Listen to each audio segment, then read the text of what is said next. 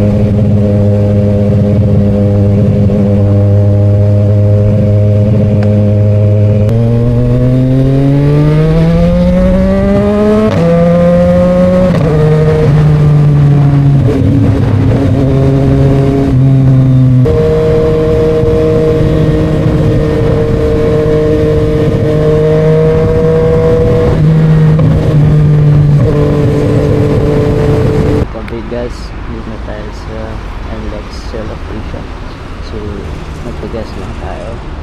So konting kembot na lang, nasa Manila na tayo. Today is very sunny, as you can see. Sobrang liwanag, ganda yung araw ngayon. Hopefully hindi ganun ka-traffic sa Metro Manila. Not sure if sa C5 kami dadaan or sa EDSA, so we'll see.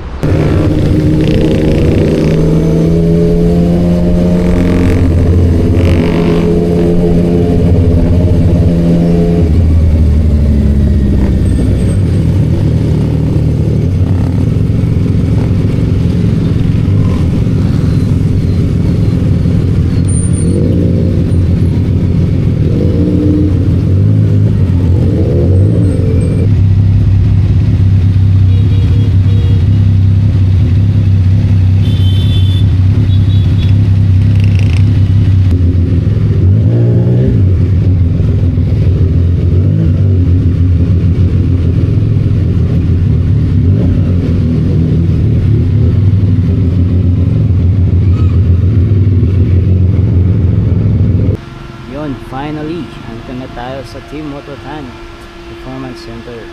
So dito tayo paparem up ng ating big bikes. So naka-schedule tayo today 10 AM.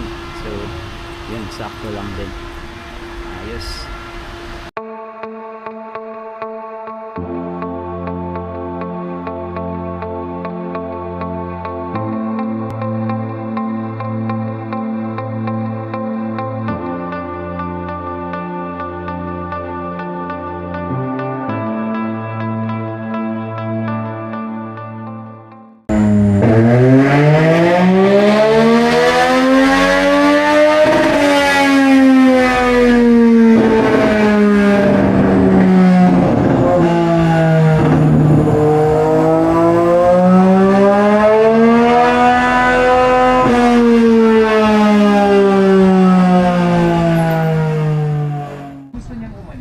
So guys, if meron kayo mga big bikes or smaller CC, dito na kayo parem up.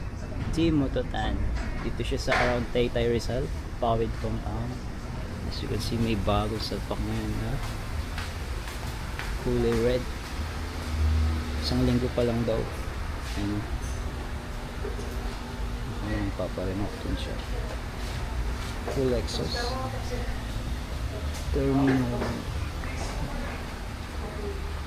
Panigalo V4S. 40. Apoy. Panila.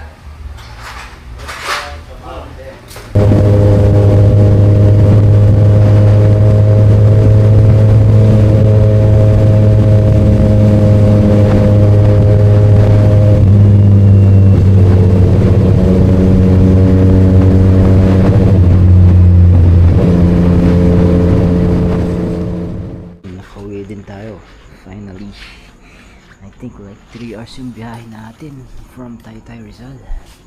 Grabe yung traffic sa south talaga. From Taytay, from EDSA, tapos NLEX pa hanggang Valenzuela.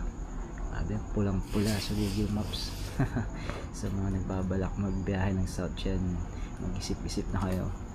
So I think tatapusin ko yung video na to or vlog na to based on my feedback, since nung na-remap na siya, nauwi ko naman siya sa NLEX. First na experience ko or na encounter ko is yung throttle response. Sobrang smooth na niya, as in before na hindi pa siya naka-remap na naka full system.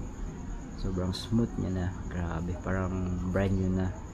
And then yung jerkiness na lesson siya, in low RPM.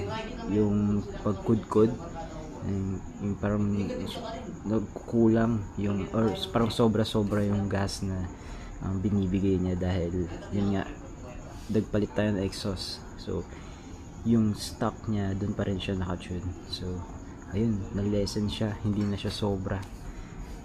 Meron pa rin times na experience ko siya, na encounter ko siya kanina, pero much better na siya ngayon compare before. Yung backfire andun pa rin, every time na nag-shift gear ako, yun, tumutunog pa rin para magbaril. Grabe, though okay lang naman sa akin yun.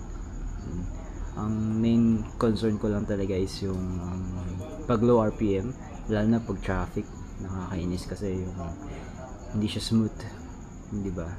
So yun, hope luckily, thank you Team Moto10 for retuning our big bikes sa MT-09. Hindi naman kasi ganun ka lean yung sa MT-09 SP natin. So pero yun, mas better na siya ngayon, mas smooth na siya.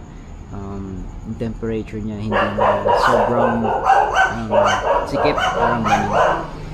And yung sa atin din, na-encounter ko na parang naglalaro lang yung temp ko ng 89 to 95, ganun, 89 to 93. Before nasa 96 siya, 99, ganun, which is better.